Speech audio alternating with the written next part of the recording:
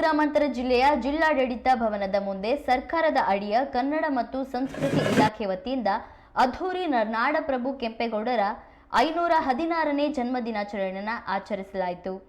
ದೇವನಹಳ್ಳಿ ತಾಲೂಕಿನ ಹಲವು ಗ್ರಾಮ ಪಂಚಾಯಿತಿ ವತಿಯಿಂದ ಸುಮಾರು 20ಕ್ಕೂ ಹೆಚ್ಚು ವಿವಿಧ ರೀತಿಯ ಬಗೆಯ ಹೂವಿನ ಪಲ್ಲಕ್ಕಿಗಳು ಆಗಮಿಸಿ ನಗರ ನಿರ್ಮಾತ ಸರದಾನಿ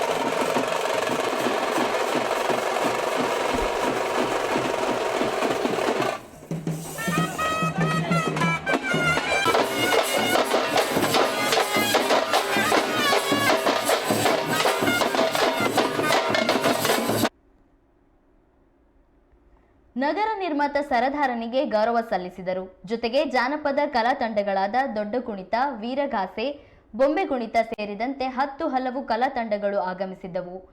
ಇನ್ನು ಇದೇ ಸಂದರ್ಭದಲ್ಲಿ ಆಹಾರ ಸಚಿವ ಕೆಎಚ್ ಮುನಿಯಪ್ಪ ಮತ್ತು ಗ್ರಾಮಾಂತರದ ಜಿಲ್ಲಾಧಿಕಾರಿ ಎಂಬಿ ಬಸವರಾಜು ಸೇರಿದಂತೆ ಅನೇಕ ನಾಯಕರು ಗಣ್ಯ ಕೆಂಪೇಗೌಡರ ಪುತ್ಥಳಿಗೆ ಪುಷ್ಪ ನಮನ ಸಲ್ಲಿಸಿದರು.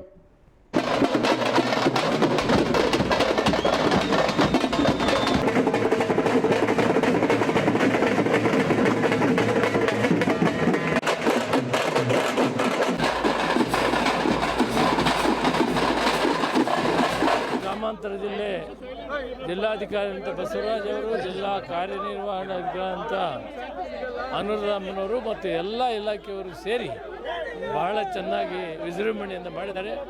ಒಕ್ಕಲಿಗರ ಸಂಘದ ಅಧ್ಯಕ್ಷರು ಬೈರೇಗೌಡರು ಮತ್ತು ಪದಾಧಿಕಾರಿಗಳು, ಎಲ್ಲ ಸಂಘ ಸಂಸ್ಥೆಗಳ ಅಧ್ಯಕ್ಷರು ಪದಾಧಿಕಾರಿಗಳು ಬಹಳ ಅಭೂತಪೂರ್ವವಾಗಿ ಕಾರ್ಯಕ್ರಮಗಳು ಮಾಡಿದ್ದಾರೆ. ತುಂಬ ಸಂತೋಷ ಆಗಿದೆ.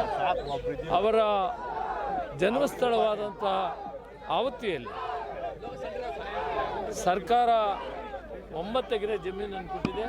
ಅದರಲ್ಲಿ ಅವರ ಜ್ಞಾಪಕಾರ್ಥವಾಗಿ ಅವರ ಜೀವನ ನಡೆದು ಬಂದ ದಾರಿಯನ್ನು ಪ್ರತಿಬಿಂಬಿಸುವಂಥ ಒಂದು ಸ್ಮಾರಕವನ್ನು ನಾವು ಎಲ್ಲ ಮಾಡ್ತೀವಿ. ಶೀಘ್ರದಲ್ಲಿ DK ಶಿವಕುಮಾರ್ ಅವರು ಬಂದು ಅದಕ್ಕೆ ಕಾಂಪೌಂಡ್ ಶಿಲಾನ್ಯಾಸ ಮಾಡ್ತಾರೆ.